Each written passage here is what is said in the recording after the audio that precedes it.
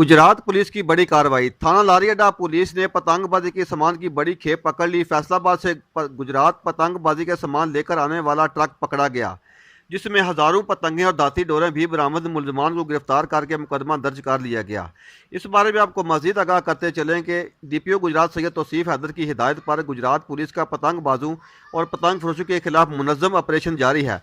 इस सिलसिला में थाना लारियाडा पुलिस को खुफिया इत्तला मौसूल हुई कि कुछ लोग पतंगबाजी के सामान से भरा ट्रक गुजरात ला रहे हैं, जो बाद अज़ां गुजरात के मुख्तलिफ इलाकों में फ़रोख्त किया जाएगा।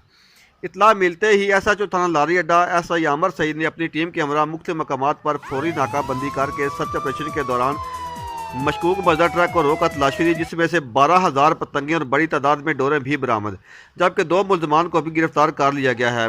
गिरफ्तार मुलजमान में कलीमुल्लाह वल्द शहराज अहमद सकरा स्टार कॉलोनी फैसलाबाद, अब्दुल गफूर वल्द अल्लाह इदा सकदा फैसलाबाद शामिल है। मुलजमान ने इब्तदाई तफ्तीश के दौरान इंकशाफ किया कि वो फैसलाबाद से बड़ी तादाद में पतंगें गुजरात ला रहे थे, जो आगे मुख्तलिफ इलाकों में सप्लाई करना थी।